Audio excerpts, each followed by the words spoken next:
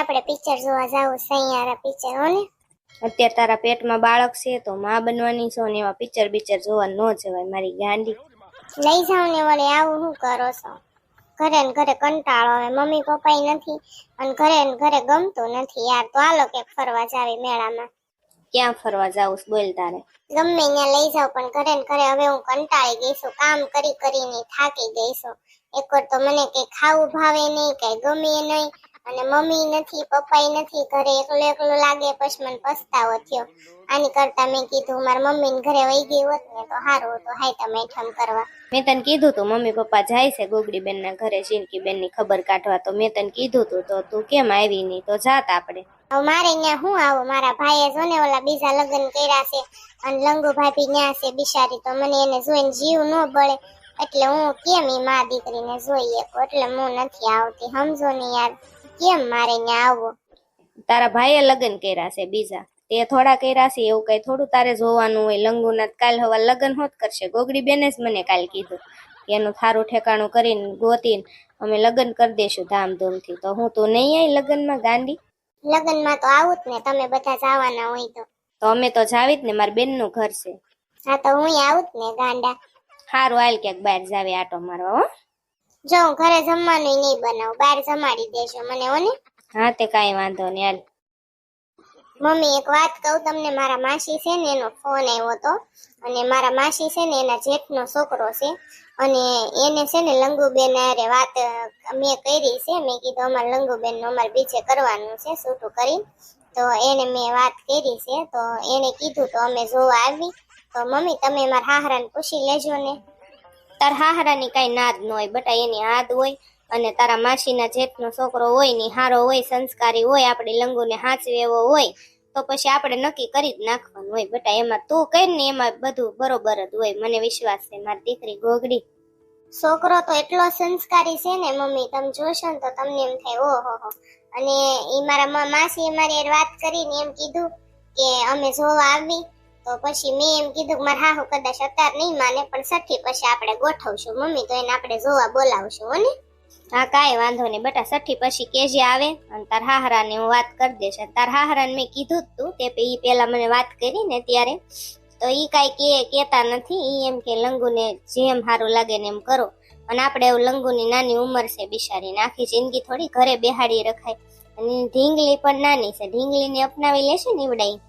બધું કીધું મેં મારા નણંદને જો દીકરી નાની છે તો એ કે કાંઈ વાંધો નહીં. અને અહીંયા ઘરે તો કાંઈ ઉપાધિ નથી, બહુ સારું છે. લંગુબેન ને બહુ હાચવશે. તોય આપણે તમે બધા જોઈ લો, આપણે બધા જોઈ આવી, લંગુબેન ને ગમે તો આપણે કરશું. બીજું હું ને તમારા દીકરા ત્યાં જઈ આવ્યા છે. એકવાર મારા માસી ઘરે ગયા હતા ને તે મારા માસી અહીંયા ચા પીવા લઈ ગયા તેમના શેઠના ઘરે. તે છોકરાને મેં સારી રીતે જોયેલો, બહુ ડાયો છે બિચારો, બહુ સારો છે. નોકરી કઈક કરે છે.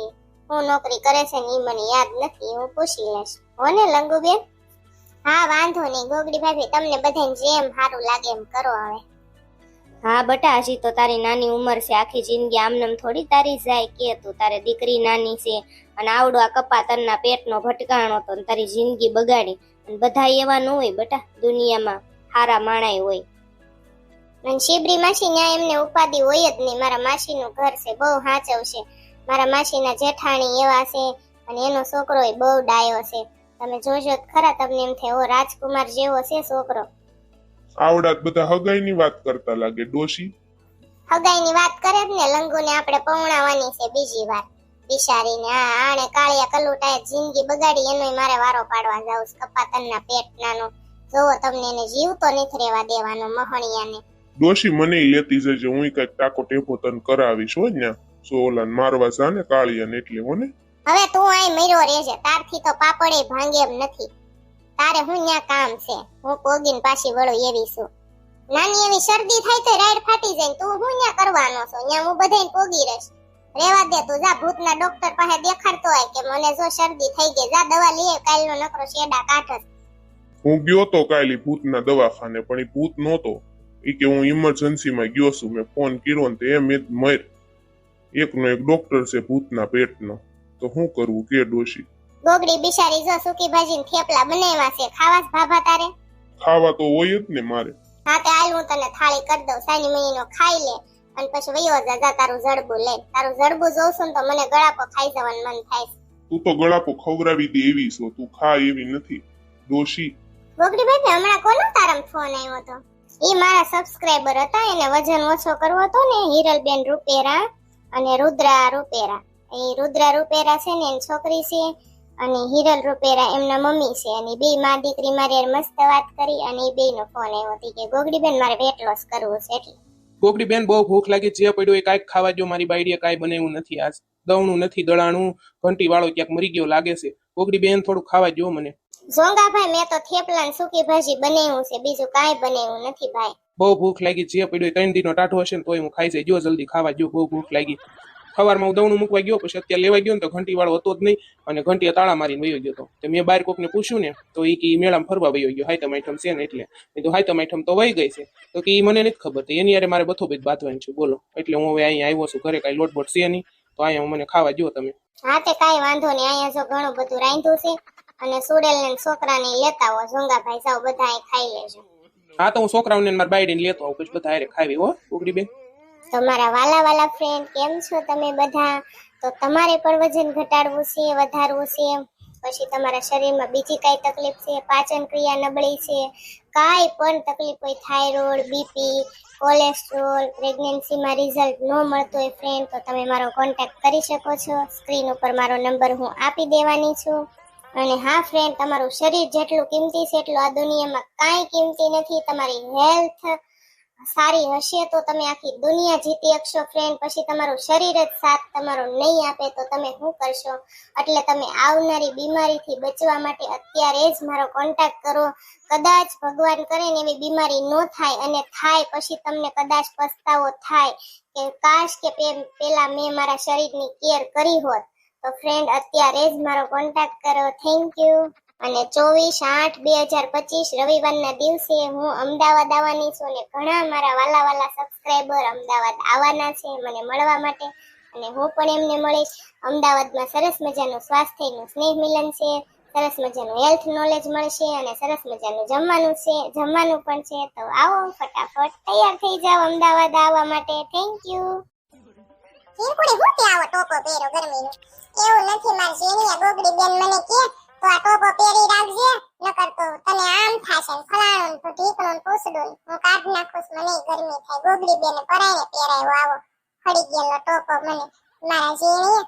આપણે લંગુ બેન નું માર માસી છે ને જેટના છોકરા નક્કી કરવાનું તમને ખબર છે, જોવા આવવાના છે આપણે. ટેણીયા સઠ્ઠી થઈ જાય પછી. હા એ વાત તો સાંભળી હતી મને, ગોગડાભાઈ વાત તો કરી છે.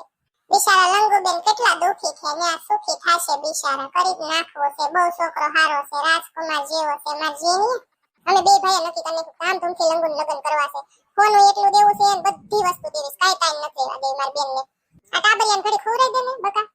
ના હમણાં એને ઉઠાડ્યો છે મેં, નકરો આખો દી હુઈ જ રહે. મેં કીધું ઘડીક જાગે ને તો રમાડું, એને જોઈને એટલી ખુશ થાવશું ને એની વાત જ. આટલી ખુશી તો દુનિયામાં પહેલી વાર મળી. આનું મોઢું જોયું ને ત્યારે મને એટલી ખુશી મળી ને એવી ખુશી મને ક્યારેય નથી મળી. એ તો છે જ ને મારી દીકરી, માં બનવાની ખુશી કઈક અલગ જ હોય. આનું મોઢું જોયું ને ઓહો મને આમ એવું ફીલ થયું ને કે મને તો આમ જન્નત મળી ગઈ હોય ને એવું થયું. મારો ટેણીયો કેવો હશે, તારી કરતા તો ડબલ હું ખુશ છું મારી જીનકુડી. તો હોય જ ને, તમે બાપ બની ગયા, હું મમ્મી બની ગઈ, એટલે હું ડબલ ખુશ. હવે નામ હું પાડશું આનું આપણે? તને જે ગમે પાડી દેજે ને.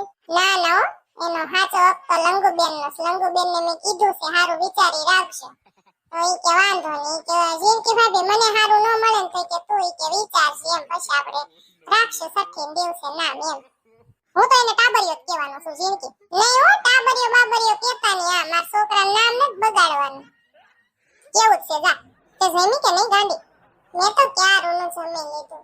તે હું ખાધું ગાંડી? મેથીની ભાજી ને રોટલો, એવું બધું અત્યારે ખાવાનું હોય. મને ભાવતુંય નથી. ગોગડી બેને સવારે શેરો બનાવી દીધો અને અત્યારે બપોરે મેથીની ભાજી ને રોટલો. નકરું એવું ખવરાવે છે, મને ભાવતું જ નથી. ઉપકા થાય છે હવે તેવું ખાઈ. પણ ખાવું પડે ને તાતા દીકરી. આ મારા ઢીંગલા હાટું થઈને ખાઈ લઉં છું બધું.